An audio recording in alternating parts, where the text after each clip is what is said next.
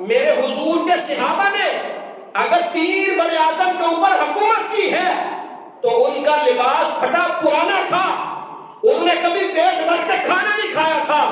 آج ہمارے حکمران عیاشیاں کرتے ہیں اور بظاہر مسلمانوں کی حکومتوں کے سربراہ ہیں اور خواب غفلت میں اس قدر سو رہے ہیں کہ کئی ہزار فلسطین کے بچے جو ہیں وہ زندہ چل گئے ہیں، ان کو شہید کر دیا گیا ہے اور نام نہاد مسلمانوں کے کان کے اوپر جوں تک نہیں رنگ رہی۔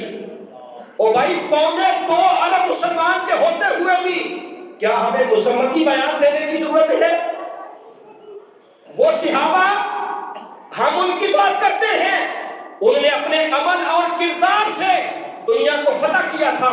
میرے بھائیو، یہ اسلام کی غربت کی بات ہے، پھر اللہ نے اسلام کو عزت عطا فرمائی۔ میرے آقا جب مکہ مکرمہ سے مدینہ منورہ آئے، غزوہ بدر کے اندر 313 صحابہ تھے، کل ملا کے علماء نے لکھا تقریباً کوئی 600-700 لوگ مسلمان ہوئے تھے۔ مدینہ منورہ میں جب سرکار آ گئے، 8 ہجری کے اندر جنگ لگی گئی، 10 ہجری کے اندر فتح مکہ ہوا اور 10 ہجری کے اندر میرے اور آپ کے آقا مولا نے خطبہ حجۃ الوداع ارشاد فرمایا۔ جب سرکار نے خطبہ حجۃ الوداع ارشاد فرمایا تو با اختلاف روایات 1,44,000 صحابہ آپ کی بارگاہ میں بیٹھے ہوئے تھے۔ دیکھتے ہی دیکھتے اسلام ترقی کر گیا۔ حضرت ابوبکر صدیق کا دور آیا، جب اوسطاً حساب لگایا جائے تو ایک دن کے اندر تقریباً 80 میل کا جو فاصلہ تھا حضور کے صحابہ اسے طے فرمایا کرتے تھے۔ اسلام اس قدر تیزی سے پھیل رہا تھا۔ حضرت عمر کا دور آ گیا، آپ کے دور حکومت میں اسلام اتنا بڑا، اتنا آگے گیا کہ اللہ تعالیٰ نے اسلام کو وہ عزت عطا فرمائی کہ اس وقت کی جو 2 سپر پاوریں تھیں، رومن اور پرشین، اسلام نے ان کی اینٹ سے اینٹ بچا دی۔ کیسرو کسرا کو بھی فتح کیا اور رومیوں کو بھی فتح کر کے اللہ تعالیٰ نے اسلام کو عزت عطا فرمائی تھی۔ آج ہم ڈرتے پھر رہے ہیں، بھائی ہماری روٹی بند ہو جائے گی۔ میرے بھائیوں، اگر سانس بند ہو گئی تو روٹی کو کیا کرنا ہے ہم نے؟ معیشت کا کیا کرنا ہے ہم نے؟ جب ہمارے پاس ہمارے مسلمان بھائی کٹ مر کر گر رہے ہوں گے اور ہمیں احساس بھی نہیں ہوگا کہ یار ہمارے مسلمان بھائیوں کے ساتھ کیا ہوگا۔ یہ اسلام کی غربت کی بات ہے۔ اللہ نے اسلام کو عزت عطا فرمائی۔ میرے آقا تشریف فرما تھے، ایک صحابی حاضر ہوئے، یا رسول اللہ صلی اللہ علیہ وسلم، حضور حالات بڑے کمزور ہیں، کھانے کے لیے کچھ نہیں ہے، پینے کے لیے پانی نہیں ہے، تن ڈھانپنے کے لیے کپڑا نہیں ہے۔ میرے آقا خاموش تھے۔ ایک اور بندہ حاضر ہوا، عرض کیا یا رسول اللہ صلی اللہ علیہ وسلم، حضور میرے پاس مال کی فراوانی ہے، میں سفر کرنا چاہتا ہوں، میں کیسے سفر کروں؟ حاتم طائی کا بیٹا عدی بن حاتم وہ سرکار کی بارگاہ میں بیٹھا ہوا تھا۔ آپ نے فرمایا عدی، کیا تم نے ہیرا کا نام سنا ہے؟ عرض کیا حضور ہیرا کا میں نے نام سنا ہے۔ آپ نے فرمایا دیکھا ہے؟ عرض کیا حضور نہیں دیکھا۔ آپ نے فرمایا عراق کا ایک شہر ہے ہیرا۔ پھر آپ نے فرمایا تم نے ہیرا کو دیکھا ہے؟ عرض کیا حضور میں نے دیکھا نہیں، ہیرا کا تذکرہ میں نے ضرور سنا ہے۔ میرے آقا نے فرمایا ہیرا عراق کا ایک شہر ہے، اے عدی بن حاتم، اللہ تعالیٰ اگر تجھے مہلت دے، تیری زندگی وفا کرے تو تو دیکھے گا ہیرا سے ایک عورت چلے گی، مکہ مکرمہ میں آ کر طواف کعبہ کرے گی، وہ زیور سے لدی ہوگی، مکہ مکرمہ سے وہ واپس آئے گی، سوائے اللہ کے خوف کے اسے کسی کا خوف نہیں ہوگا۔ عدی بن حاتم کہتے ہیں میں پریشان ہو گیا کہ جو وادی طائی کے کفار ڈاکو ہیں کیا وہ اس وقت مر جائیں گے کہ جو کسی کو مکہ آنے نہیں دیتے، پورے قافلے لوٹ لیتے ہیں۔ آپ نے فرمایا عدی دیکھنا کہ کوئی ایک عورت ہیرا سے آئے گی اور پھر واپس بھی جائے گی، اسے سوائے اللہ کے خوف کے کسی کا خوف نہیں ہوگا۔ کہتا میں نے کہا حضور ٹھیک ہے۔ پھر آپ نے فرمایا اے عدی بن حاتم، کیسر و کسرا کے سارے خزانے اللہ تعالیٰ تیری جھولی میں ڈالے گا۔ کہتا میں نے عرض کیا حضور کیسر و کسرا کیا بات کر رہے ہیں؟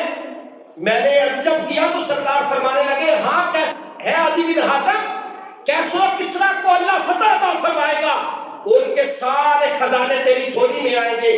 کہتا میں نے کہا حضور ٹھیک ہے۔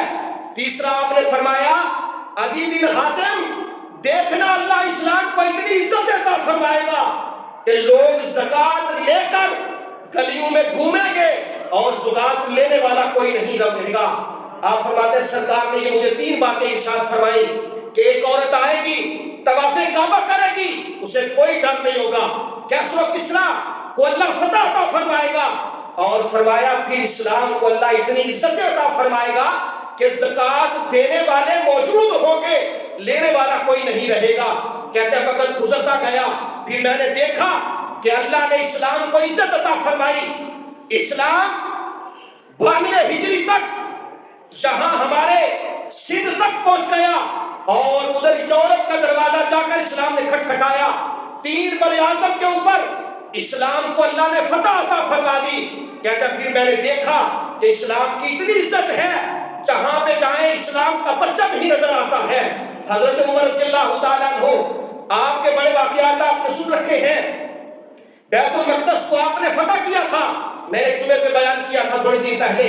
بیت المقدس کو فتح کیا، آپ کے جسم پہ جو لباس تھا اسے غالباً 19 قسم کے پیوند لگے ہوئے تھے۔ عیسائی آپ کو دیکھتے رہے اور اعلان کرتے گئے کہ باہر نکل جاؤ، بیت المقدس کا اثر بارش آ گیا۔ میرے بھائیوں صرف 90 سال کفار کی وہاں حکومت رہی ہے، 1500 سال میں باقی سب کی حکومت جو رہی وہ مسلمانوں کی وہاں پہ رہی۔ اور جب عیسائیوں کی حکومت تھی، ان کو پتہ چل گیا تھا کہ بیت المقدس کے اثر بارش آ گئے ہیں۔ آج بیت المقدس کو اور وہاں کے باسیوں کو تعداد کیا جا رہا ہے۔ ان کو پتا ہے کہ بیت المقدس کے جو اصل وارث تھے، ہم نے ان کے جسم سے روح محمدی کھینچ لی ہے، ہم نے انہیں نکما اور نکارا بنا دیا ہے۔ کسی کو معیشت کی فکر ہے، کسی کو معاشرت کی فکر ہے۔ میرے بھائیوں جو اصل وارث تھے، ان کے ایک ہاتھ میں قرآن تھا، دوسرے ہاتھ میں دامن مصطفیٰ تھا، جدھر جاتے تھے اللہ فتح نصرت عطا فرماتا تھا۔ آپ فرماتے ہیں میں نے دیکھا واقعہ تہامہ کے اندر جناب عمر رضی اللہ تعالیٰ عنہ، آپ نے قوموں کی عزت اور قوموں کی ذلت کو 2 لفظوں کے اندر بیان فرما دیا۔ آپ واقعہ تہامہ میں تھے، زار و پیکار ہونا شروع ہو گئے۔ کسی نے کہا عمر اللہ نے اتنی عزتیں عطا فرمائی ہیں اور آپ بلک بلک کر بچوں کی طرح رو رہے ہیں۔ آپ نے فرمایا میرے ساتھیوں، یہ وہ واقعہ تہامہ ہے جہاں پہ عمر کا باپ خطاب مجھے 5 اونٹ کھڑے کرنے کے لیے کہتا تھا، تو میرے سے 5 اونٹ قطار میں کھڑے نہیں ہوتے تھے۔ میرے باپ نے مجھے اتنا مارا تھا کہ میں زاروں قطار رویا تھا۔ آج میرے آقا کے دین کی برکت ہے کہ میرے اللہ نے اتنی عزت عطا فرمائی ہے، جانور تو جانور، 3 بر اعظم کے لوگ بھی عمر کے کہنے پہ سیدھے کھڑے ہو جاتے ہیں۔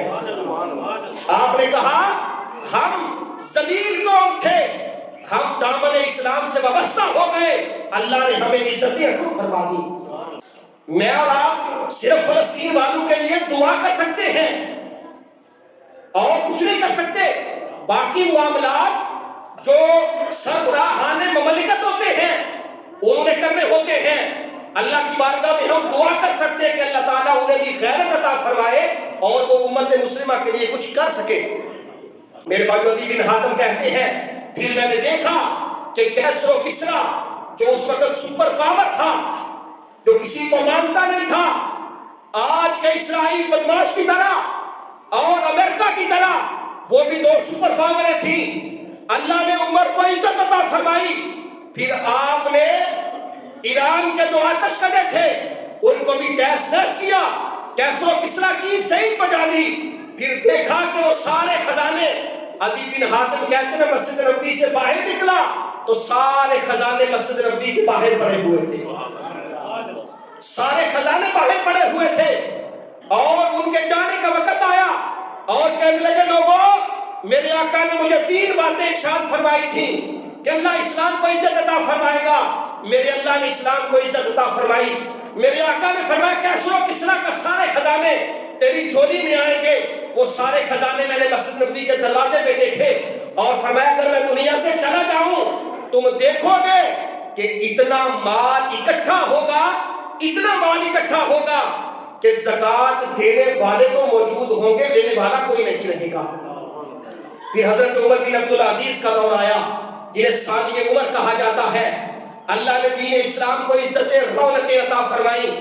فرماتے حضرت سعید رضی اللہ تعالیٰ عنہ کہتے سرکار نے مجھے افریقہ کی طرف بھیجا کہ میں زکات اکٹھی کروں۔ کہتے میں نے زکات اکٹھی کی، واپس خط لکھا کہ جناب زکات کا بہت زیادہ مال جمع ہو گیا ہے۔ تو آپ نے فرمایا کہ اسی جگہ پہ جو لوگ مستحق ہیں انہی میں خرچ کر دو۔ کہتے میں نے خرچ کر دیا، زکات لینے والا کوئی نہیں۔ آپ نے فرمایا اگر کوئی شادی کرنا چاہتا ہے اس کی شادی کر دو۔ کہتے میں نے شادیاں بھی کر دی، حق مال بھی ادا کر دیے، جو غلام تھے انہیں بھی آزاد کروا دیا۔ کہا اب بھی پیسے بڑے موجود ہیں، زکات لینے والا کوئی نہیں۔ آپ نے فرمایا دانہ خرید کر پہاڑوں کے اوپر بکھیر دو کہ جو جانور ہیں وہ چارہ کھائیں۔